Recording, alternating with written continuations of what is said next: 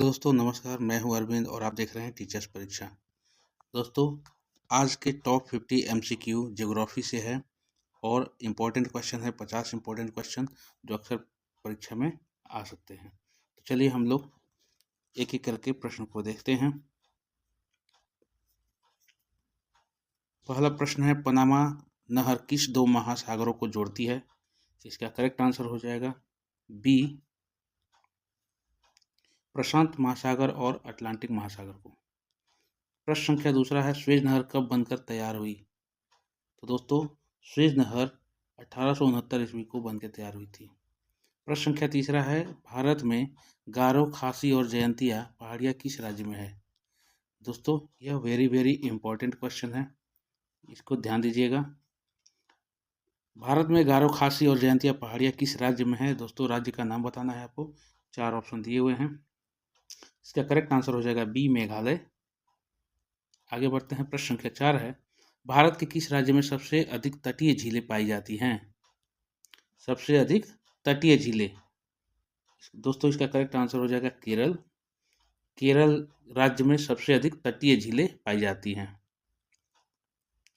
प्रश्न संख्या 5 है, पश्चिमी घाट का दूसरा नाम क्या है?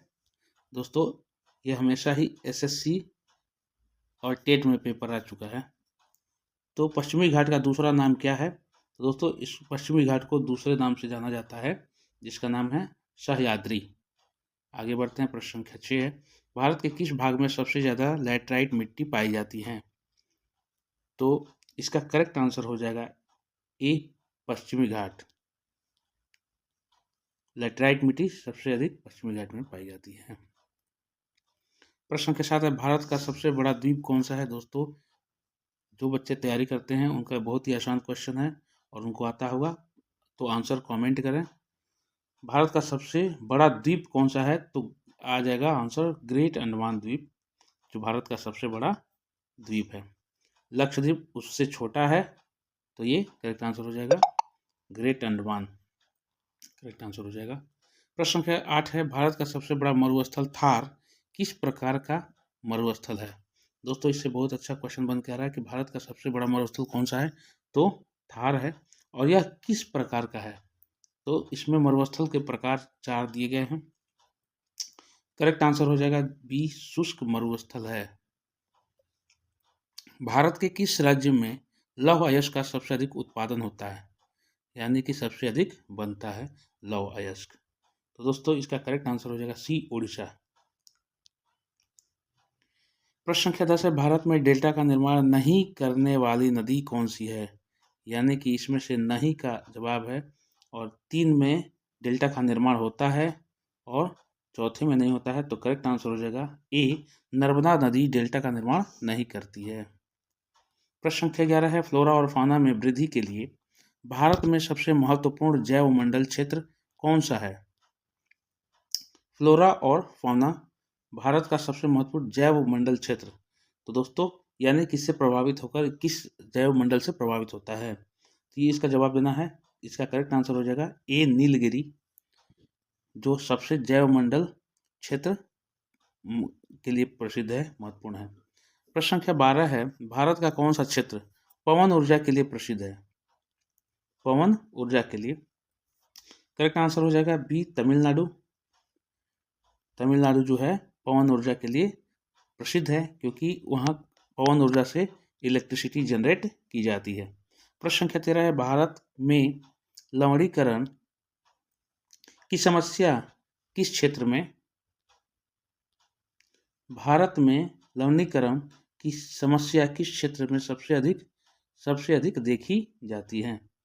तो 13 का आंसर हो जाएगा सी, पंजाब और हरियाणा में। दोस्तों, प्रश्न संख्या 14 है, दक्कन के पठार की औसत ऊंचाई कितनी है? तो इसका करेक्ट आंसर हो जाएगा बी, 600 मीटर। प्रश्न संख्या 15 है, भारत के किस राज्य में ब्लैक बग राष्ट्रीय पशु है? दोस्तों, ब्लैक बग जो है बहुत ही हाईलाइटेड मुद्दा था, इसका उत्तर अगर आता हो तो कमेंट करें। करेक्ट आंसर हो जाएगा सी, राजस्थान। प्रश्न संख्या 16 है, चंबल घाटी का निर्माण किस भू आकृति से हुआ है? यानी किस भू आकृति से?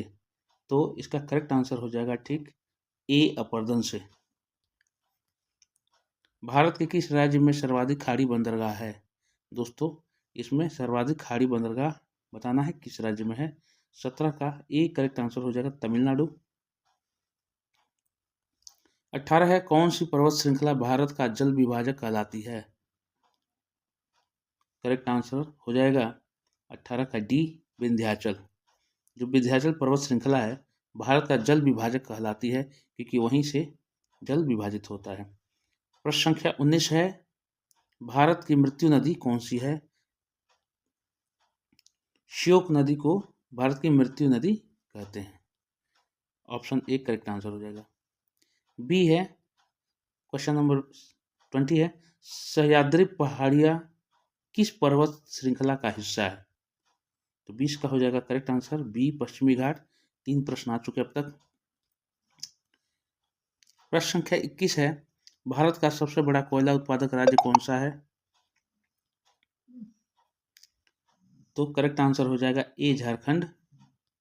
प्रश्न संख्या 22 है कच्छ का रण किसके लिए प्रसिद्ध है? दोस्तों इसका करेक्ट आंसर हो जाएगा बी खारे दलदली क्षेत्र के लिए।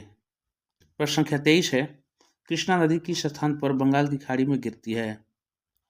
तो कृष्णा नदी बंगाल की खाड़ी में किस स्थान पर गिरती है?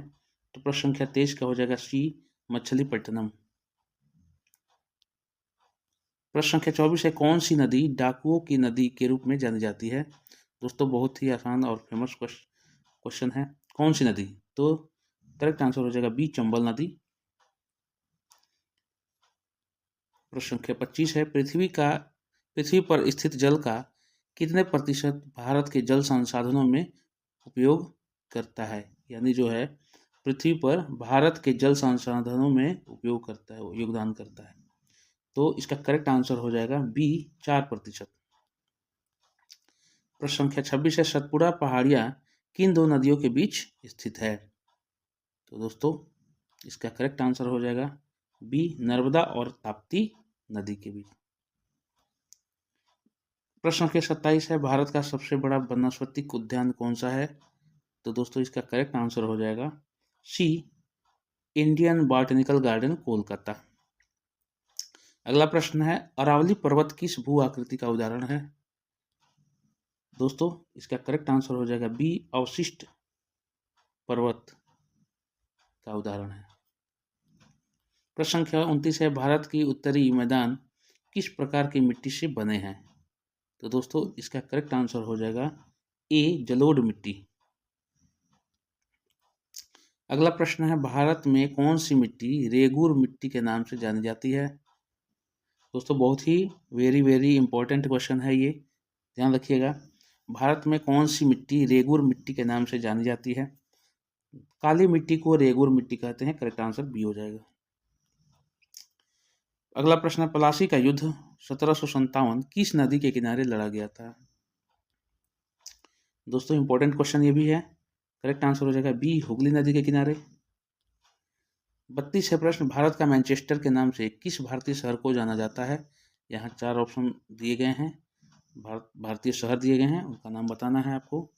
डी हो जाएगा अहमदाबाद। अहमदाबाद को भारत का मैनचेस्टर के नाम से जाना जाता है। प्रश्न संख्या 33 है सुंदरबन क्षेत्र किस लिए प्रसिद्ध है?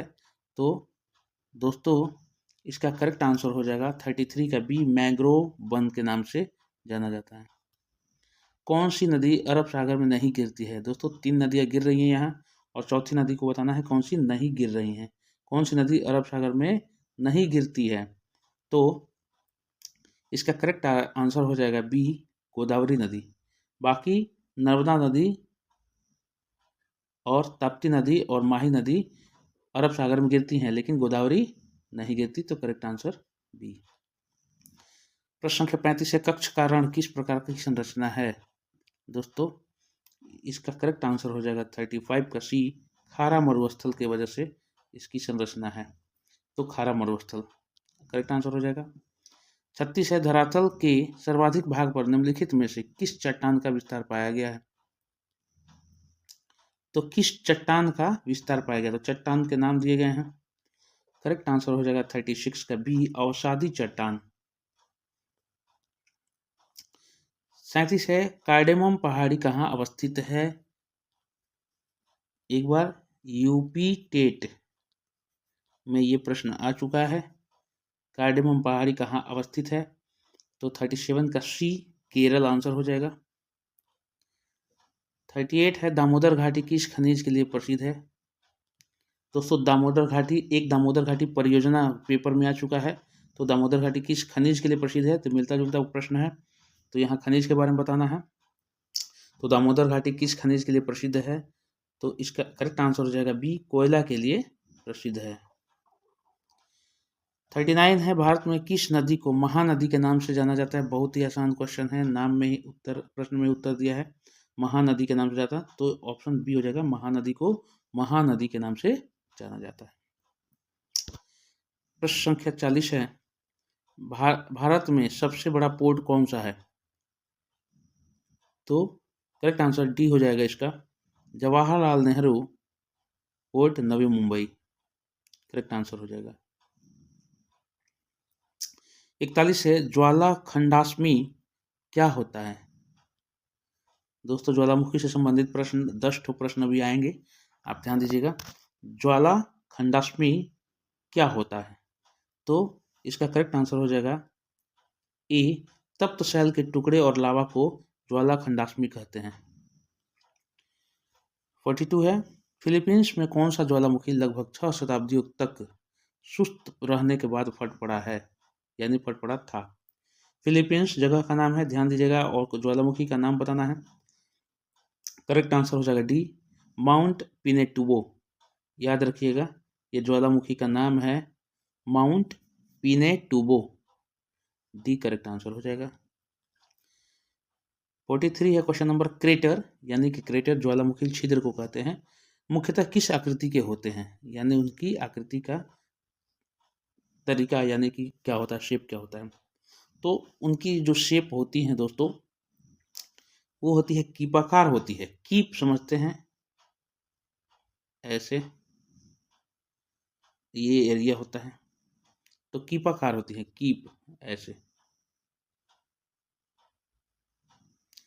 इस आकार की होती है, इसलिए करेक्ट आंसर बी हो जाएगा। क्रेटर ज्वालामुखी छिद्र जो होता है मुख्यतः किस आकृति के होते हैं? तो सेम वही है। निम्नलिखित में से कौन सी गैस ज्वालामुखी उद्भेदन के समय नहीं निकलती है? यानी कि कौन सी गैस ज्वालामुखी उद्भेदन के समय नहीं निकलती है?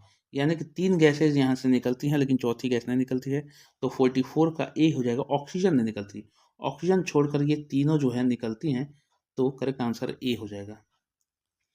प्रश्न संख्या 45 है ज्वालामुखी के उद्गार के समय निकलने वाली गैस में जलवाष्प की मात्रा कितनी होती है? यानी कि जब ज्वालामुखी फटता है तो उस समय जो गैसेज निकलती हैं, तो गैस में जलवाष्प की मात्रा कितनी होती है, कितने परसेंट होती हैं? तो इसका 45 का करेक्ट आंसर हो जाएगा डी, सबसे पहले जलवाष्प निकलती है और जिसका प्रतिशत होता है 80 से 90%, तो डी करेक्ट आंसर हो जाएगा। 46 है विश्व का सर्वाधिक ज्वालामुखी वाला क्षेत्र कौन सा है? दोस्तों बहुत ही इंपॉर्टेंट क्वेश्चन है, ऐसे ही प्रश्न पेपर में आ जाते हैं। तो 46 का करेक्ट आंसर हो जाएगा ए फिलिपाइन द्वीप समूह जो है इसमें अधिकतर ज्वालामुखी वाला क्षेत्र है, ये जो क्षेत्र है मैक्सिमम ज्वालामुखी है। 47 है निम्न में से कौन सुमेलित नहीं है? दोस्तों यहाँ पर इस क्वेश्चन को थोड़ा सा ध्यान से देखना है कि कौन सा सुमेलित नहीं है, यानी 3 जो प्रश्न है सुमेलित हैं और चौथा नहीं है। तो आगे रखते हैं कि ए है शांत ज्वालामुखी देवबन, जागृत ज्वालामुखी स्ट्राम्बोली, प्रसूत ज्वालामुखी काकराटोआ और निष्क्रिय ज्वालामुखी एटना। तो दोस्तों इसका करेक्ट आंसर हो जाएगा 47 का डी, इसलिए ये कह रहा है कि नहीं है, ध्यान से देखिएगा, यानी 3 सुमेलित है, निष्क्रिय ज्वालामुखी एटना नहीं, ये ज्वालामुखी सक्रिय है, तो ये उल्टा दिया है, तो ये एटना जो है इसका नहीं है, तो करेक्ट आंसर हो, क्योंकि प्रसुप्त ज्वालामुखी काकराटोआ है, जागृत ज्वालामुखी ये स्ट्राम्बोली है, जागृत है अभी, शांत ज्वालामुखी देवबंद जो है वो शांत ज्वालामुखी है, सुषुप्त अवस्था में अभी, तो ये जो है इसका दोनों के ही ऑप्शन सुमेलित नहीं है, इसलिए कह सकते हैं कि डी करेक्ट आंसर है। 48 जो है स्ट्रम्बोली ज्वालामुखी कहाँ है? अभी अभी हम लोग पढ़े हैं, पिछले ऑप्शन में था स्ट्रम्बोली ज्वालामुखी कहाँ स्थित है? तो 48 का करेक्ट आंसर हो जाएगा लिपारी द्वीप में। लिपारी द्वीप में यह ज्वालामुखी है। 49 का क्वेश्चन हो जाएगा, निम्नलिखित में कौन सा विश्व का सबसे ऊंचा ज्वालामुखी पर्वत है? दोस्तों करेक्ट से देखिएगा, कौन सा विश्व का सबसे ऊंचा ज्वालामुखी है। अब यहाँ दो तीन बातें आएंगी, दो बातें आ रही हैं। एक तो ऊंचा ज्वालामुखी है लेकिन वर्तमान में अभी सक्रिय है कि निष्क्रिय है, और सबसे छोटा कौन सा है। खैर ये ज्वालामुखी के लिए आगे प्रश्न आएंगे, पार्ट इसके अगला आएगा। 49 है डी माउंट कोटोपैक्सी जो है, ये करेक्ट आंसर हो जाएगा। ये सबसे ऊंचा, विश्व का सबसे ऊंचा ज्वालामुखी है माउंट कोटोपैक्सी, याद रखिएगा। और ये तीनों इससे नीचे हैं। चलिए अगले प्रश्न की तरफ आते हैं। अंतिम प्रश्न है, माउंट एयरबस ज्वालामुखी निम्नलिखित में से किस महाद्वीप में स्थित है? दोस्तों अगर उत्तर आता हो तो कमेंट करिए। करेक्ट आंसर हो जाएगा सी, अंटार्कटिका। जो द्वीप महाद्वीप है अंटार्कटिका महाद्वीप जो है, उसी में यह जो माउंट एरेबस ज्वालामुखी है ये स्थित है। दोस्तों ये सेशन कैसा लगा आप हमें बताइएगा, लाइक ज़रूर कीजिएगा और सब्सक्राइब कर लीजिए ताकि अगली वीडियो आए। अगर आप कमेंट करेंगे तो इसका ज्वालामुखी पार्ट 2 आएगा, वीडियो अपलोड होगी। तो आपके कमेंट पे डिपेंड कर रहा है कि आप क्या चाहते हैं, आपके कमेंट के अनुसार ही वीडियो आगे बढ़े। तो दोस्तों सब्सक्राइब जरूर कर लीजिए और लाइक ज़रूर कर लीजिए, और मिलते हैं अगले वीडियो में। तब तक के लिए जय हिंद, जय भारत।